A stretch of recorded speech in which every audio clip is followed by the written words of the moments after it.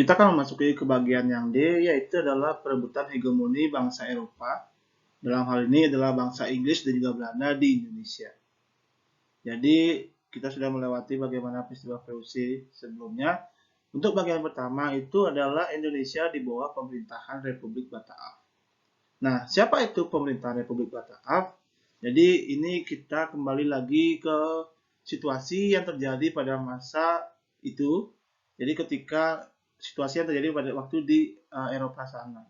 Nah, kalau sebelumnya saya sempat menyampaikan kepada kalian salah satu faktor keruntuhannya VOC secara eksternal itu adalah Belanda jatuh atau Belanda kalah terhadap serangan-serangan dari Prancis. Nah, jadi waktu itu revolusi Prancis memberikan dampak yang besar yang terjadi di Eropa waktu itu. Di bawah pimpinan Napoleon Bonaparte, Prancis berhasil menguasai daerah-daerah di Eropa. Nah, salah satunya daerah itu adalah Belanda. Nah, akibat dari revolusi Prancis ini sendiri, akhirnya karena Belanda berhasil dikuasai oleh Prancis, kemudian bergantilah namanya menjadi Republik Batak. Nah, jadi dengan dikuasainya Belanda di Eropa, itu juga memengaruhi kondisi politik yang terjadi di Indonesia sebagai daerah jajahannya. Jadi dengan waktu bisa dibilang pada waktu itu pemerintahan-pemerintahan yang ada di Eropa memberitahukan informasi kepada perwakilan-perwakilan yang ada di daerah jajahan, salah satunya Indonesia, bahwa di Eropa sana kita sudah menjadi bagian atau kita juga sudah berasal mendapatkan jajahan dari Prancis. Jadi di sini orang-orang penting yang berasal dari Prancis dikirimkan untuk menguasai dalam hal ini atau memimpin daerah-daerah jajahan yang ada di luar Eropa. Nah, waktu itu Napoleon Bonaparte kemudian mengutus seorang jenderal yang bernama Daendels. Ya. Jadi waktu itu pemerintahan di Indonesia atau jenderal pertama yang di masa pemerintahan Batak itu dipimpin oleh Herman William Daendels. Jadi kurang lebih selama 3 tahun dari 1808 sampai dengan 1811 beliau menjabat di Indonesia. Nah, tujuan Daendels menjabat di sana waktu itu memang bisa dibilang ketika Daendels bertindak sebagai jenderal waktu itu mempunyai beban yang berat untuk menjaga daerah-daerah di Indonesia. Jadi ada dua tujuan waktu itu semasa Daendels memimpin. Yang pertama itulah mempertahankan Pulau Jawa agar tidak jatuh ke tangan Inggris. Karena waktu itu juga di pihak lain, Inggris mencoba untuk menekan daerah-daerah jajahan milik Prancis dan juga Belanda. Ya, salah satunya itu adalah di Indonesia. Nah, bagaimana cara mempertahankan yang dilakukan oleh Daendels? Nanti kita lihat bagaimana kebijakan-kebijakan yang dilakukan oleh beliau. Kemudian yang kedua itu adalah memperbaiki keadaan tanah jajahan dari berbagai aspek. Ya, khususnya ini adalah aspek masalah korupsi yang terjadi sebagai dampak ketika waktu itu VOC berkuasa. Ya, jadi korupsi itu memang bisa dibilang memberikan dampak negatif bagi pemerintahan yang ada di Eropa. Salah satunya itu adalah pajak yang diterima oleh pemerintah Eropa.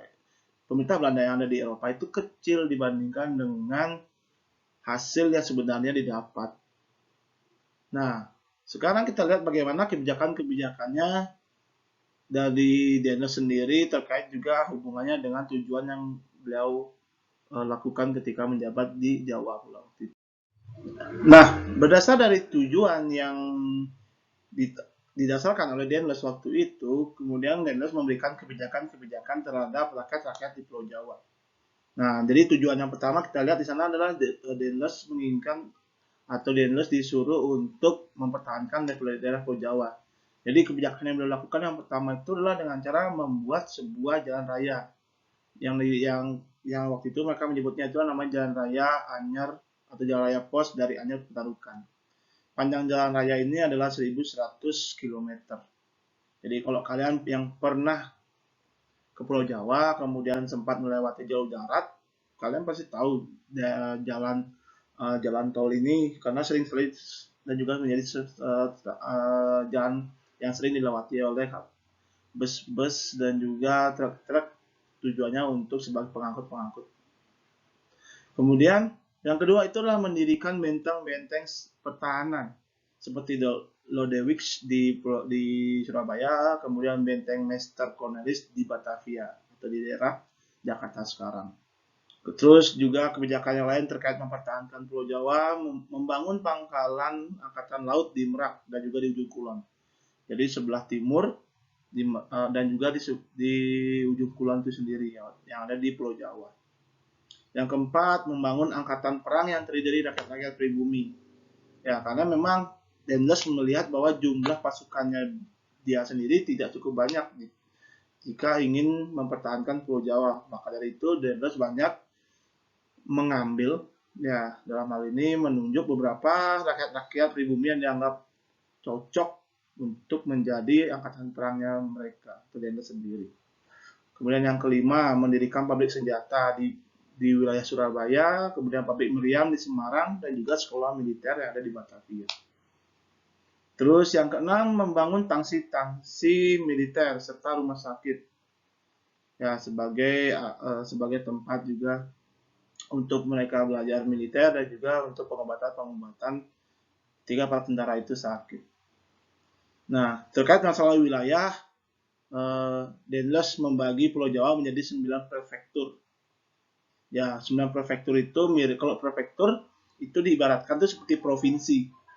Ya, jadi makanya, tapi kalau ketika itu mereka menyebutnya adalah prefektur. Kemudian yang ke-8 itu adalah mengangkat bupati menjadi pegawai pemerintah. Ya, jadi dalam hal ini memang jabatan bupati pada waktu itu diturunkan oleh Daendels. Ya, supaya juga inilah caranya untuk mengurangi korupsi pada waktu itu. Karena memang bisa dibilang kasus korupsi juga terjadi di kalangan pejabat-pejabat tinggi. Makanya dia tuh diturunkan jabatannya supaya gaji mereka kecil sehingga untuk mengkorupsi juga sedikit. Dan yang ke-9 ini adalah mendirikan badan pengadilan yang disesuaikan dengan tradisi di tanah jajahan. Ya, ini juga terkait masalah hukum.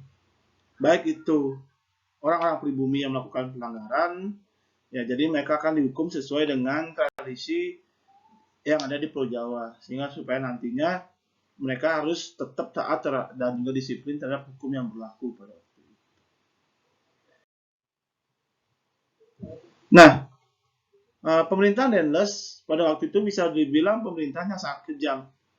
Ya, jadi kenapa sangat kejam? Jadi hal ini terlihat dari beberapa hal, ya beberapa kebijakan yang dia buat waktu itu. Ya, salah satunya itulah ketika dia membangun jalan raya pos. Nah, pembangunan jalan raya pos ini banyak mengakibatkan banyak menimbulkan korban jiwa yang cukup besar dari rakyat pribumi. Karena dia harus menebang, ya jadi membuat tanah dulu, ya menebang pohon-pohonnya dulu, kemudian juga meratakannya, ya kemudian tanpa melihat situasi masyarakat atau rakyat pribumi, terutama ini masalah penyakit malaria pada waktu itu sangat marak. Daendels tetap terus melancarkan program yang ingin beliau buat, sehingga membuat pada akhirnya rakyat-rakyat itu malah bukannya bahagia atau bukannya bisa mendapatkan perhatian, malah menjadi sengsara. Ya, jadi inilah yang dilihat oleh pemerintah yang ada di pusat pada waktu itu, yang ada di Eropa. Jadi pemerintah dengan melihat hal tersebut, akhirnya beliau pun digantikan, atau akhirnya Daendels pun digantikan oleh Jan Willem Jensen. Ya, jadi memang makanya bisa dibilang jabatan Daendels waktu itu hanya sementara, hanya 3 tahun. Tapi ketika pemerintahan Jensen sendiri bahkan lebih cepat. Ya, jadi hanya dari tanggal 20 Februari sampai dengan 18 September 1811. Ya, kurang lebih Februari, Maret, April, Mei, Juni, Juli, Agustus. Ya, 7 bulan, 8 bulan lah. Ya, kenapa bisa Jensen ini cukup singkat pemerintahannya? Ini juga tidak lain terkait masalah kedatangan Inggris ke Pulau Jawa, ya. Jadi pemerintahan Jensen itu memang tidak berlangsung lama karena waktu itu tentara-tentara Inggris itu sudah berhasil menekan atau sudah bisa melewati pasukan-pasukan Belanda yang ada di Pulau Jawa, terutama di Jawa bagian utara. Nah, di bagian, ya benar, memang bagian utara pada waktu itu akhirnya pemerintahan Johnson pun tidak bisa berkutik. Jadi akhirnya di pemerintahan Belanda atau Republik Bataaf itu sendiri mengakui kekalahan dari pemerintahan Inggris. Nah, kekalahan ini antara kedua negara tersebut dilakukan suatu perjanjian yang dikenal dengan namanya Perjanjian Tuntang atau Kapitulasi Tuntang. Isi dari Perjanjian Tuntang ini ada 3. Yang pertama, Pulau Jawa dan sekitarnya jatuh ke tangan Inggris. Jadi dalam hal ini Inggris menjadi penguasa baru di Pulau Jawa. Kemudian yang kedua, semua tentara yang tadinya menjadi bagian dari Danells dan juga Jensen itu harus menjadi tentara Inggris sendiri. Baik itu dia orang Belanda ataupun rakyat pribumi. Ya, ini juga bagian yang nomor 3 terkait dengan yang nomor 2 tadi. Orang-orang Belanda dapat dipekerjakan menjadi tentara Inggris. Tentara kah atau pegawai? Nah, kenapa Inggris bisa berpikiran seperti itu? Karena Inggris tahu bahwa kondisi di Pulau Jawa itu, Belanda tahu bahwa Belanda itu tahu bagaimana kondisi yang terjadi di Pulau Jawa. Makanya Inggris mencoba untuk mengajak kerjasama dengan orang-orang Belanda pada waktu itu. Jadi mereka tidak dihukum mati, tetapi mereka malah diajak bekerja sama. Ya, ini juga hal terkait juga masalah nyawa lah bisa dibilang. Nah, siapa yang memimpin Inggris semasa berada di Pulau Jawa atau di Indonesia? Beliau bernama Sir Thomas Stamford Raffles. Ya, jadi Raffles adalah, bisa dibilang Raffles itu bukan orang di dalam background militer. Raffles ini adalah seorang, bisa dibilang kalau yang peneliti, ya bisa dibilang peneliti tentang tumbuh-tumbuhan dan juga arkeolog bisa dibilang. Nah, semasa pemerintahan Raffles di Pulau Jawa, ada beberapa kebijakan-kebijakan yang beliau buat. Kebijakan yang pertama itu adalah terkait masalah penjajahan atau kerja paksa itu sendiri. Jadi yang pertama itu adalah dia menghapus yang namanya sistem kerja paksa. Dan juga melarang adanya namanya perdagangan budak. Ya, ini bisa dibilang pada masa itu, pada masa pemerintahan Raffles bisa dibilang lah, kalau dibilang kendor sih tidak, tapi ada keringanan yang diberlakukan oleh pemerintah Inggris kepada rakyat Indonesia. Ya, kemudian yang kedua, memberikan kebebasan kepada rakyat pribumi untuk menentukan tanaman yang ditanam. Ya, jadi tidak dipaksakan lagi mereka harus menanam apa. Jadi ini jadi beliau itu atau rakyat pribumi itu diberikan kebebasan. Dan yang ketiga, menghapus namanya pajak hasil bumi dan sistem penyerahan wajib yang waktu itu diberlakukan pada masa VOC dan juga pada masa pemerintahan Danells. Kemudian yang keempat, memperkenalkan sistem baru yang diberi nama sistem sewa tanah atau land rent. Kemudian yang kelima, kebijakan beliau itu adalah pemungutan sewa pajak tanah dilakukan per kepala. Ya, jadi masalah pajak upeti itu dia diambil itu dilakukan per kepala. Kemudian yang keenam, bupati diangkat sebagai pegawai pemerintahan. Ya, jadi ini hampir sama seperti yang dilakukan ketika Danells berkuasa. Masalah pembagian wilayah, ya, jadi Pulau Jawa itu kalau waktu zaman Danells dibagi menjadi 9, ya, kalau pada masanya Raffles itu dibagi menjadi 16 keresidenan. Ya, jadi cuma namanya aja sih berbeda.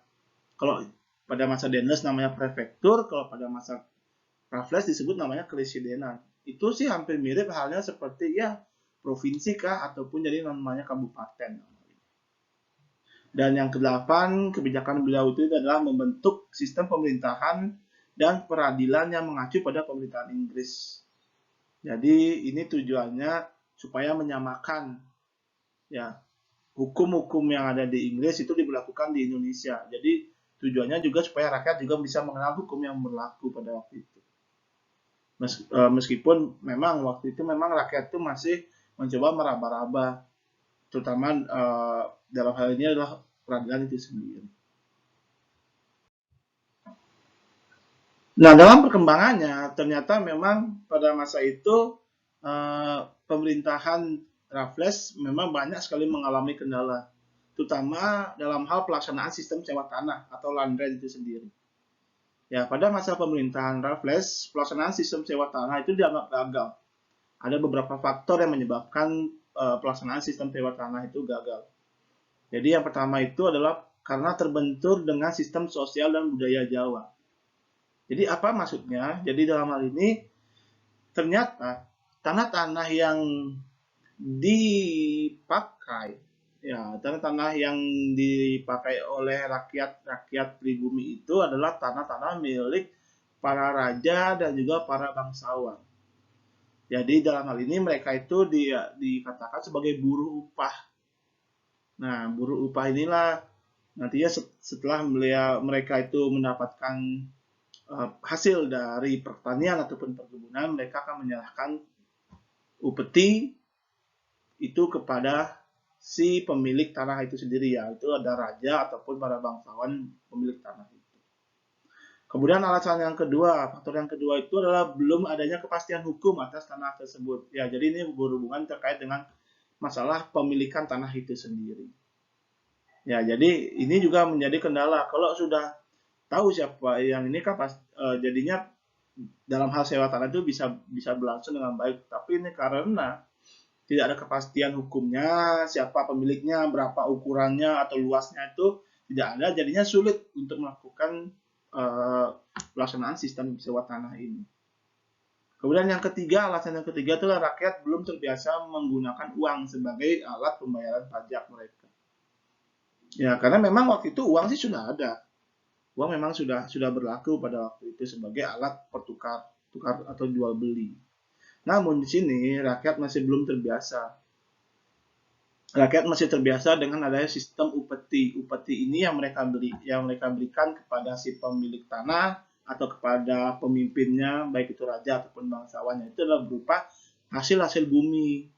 Ya, bisa berupa padi, kelapa dan lain sebagainya. Bukan berupa uang yang mereka sudah dapatkan. Ya, jadi kalau andaikan pada waktu itu mereka sudah terbiasa dengan uang, kan jadi sistemnya berubah. Hasil buminya itu mereka jual di pasar, kemudian uangnya itu yang akan mereka setorkan. Tapi ini tidak, dia langsung menyetorkan langsung berupa upeti hasil buminya mereka, begitu. Dan yang keempat, ini juga terkait masalah juga pemerintahan beliau atau pemerintahan Raffles semasa di Indonesia. Jadi pemerintahan Raffles di Indonesia itu cukup singkat, ya, karena pada waktu itu ini kita bawa lagi terkait masalah kondisi yang ada di Eropa. Ya, jadi terjadi Inggris kemudian bisa dibilang melakukan kerjasama kembali dengan Belanda. Jadi karena waktu itu Perancis sudah mulai kendor penguasaan wilayahnya, akhirnya Belanda pun berhasil merdeka. Ini juga terkait juga dengan kerjasama yang dilakukan antara Belanda dengan Inggris pada waktu itu. Ya, jadi akhirnya setelah Belanda berhasil melepaskan diri dari Prancis, kemudian Belanda meminta kembali daerah jajahan yang ada di Indonesia. Hal inilah yang membuat pada akhirnya Raffles singkat atau cukup singkat pemerintahannya di Pulau Jawa atau di Indonesia. Sehingga setelah itu Raffles harus pergi meninggalkan Pulau Jawa dan dia berpindah tempat menuju daerah Singapura sekarang. Ya, makanya kalau kalian tahu daerah Singapura itu menjadi daerah yang bisa dibilang produktif meskipun kecil wilayahnya, tapi memang bisa masyarakat sana itu lebih disiplin dan juga bisa tahu bagaimana sistem yang telah diterapkan oleh Inggris. Nah, selama pemerintahannya di Indonesia, jadi banyak peninggalan yang telah Raffles berikan kepada para peneliti yang sampai sekarang itu masih ada. Jadi meskipun cukup singkat pemerintahan Raffles di Jawa, ya, namun beliau itu banyak memberikan kontribusi bagi para peneliti, baik itu peneliti sejarah ataupun peneliti tentang tumbuh-tumbuhan. Nah, jadi ketika semasa pemerintahan beliau sendiri, ada beberapa hal yang pernah beliau lakukan. Yang pertama itu adalah dia tuh merevitalisasi Candi Borobudur dan Prambanan. Nah, jadi kalau asal kalian tahu, ketika masa pemerintahan Raffles melihat ada suatu tempat, ya, jadi bukan Raffles sebenarnya menemukan Candi Borobudur, karena waktu itu ketika dia sedang mengadakan kunjungan ke daerah Jawa Tengah, jadi beliau melihat ada seperti gundukan gunung tapi tidak seperti gunung yang berbentuk, jadi cukup aneh bentuk gunungnya. Setelah didekati ternyata itu bukan gunung, itu adalah candi yang kita kenal dengan nama Candi Borobudur.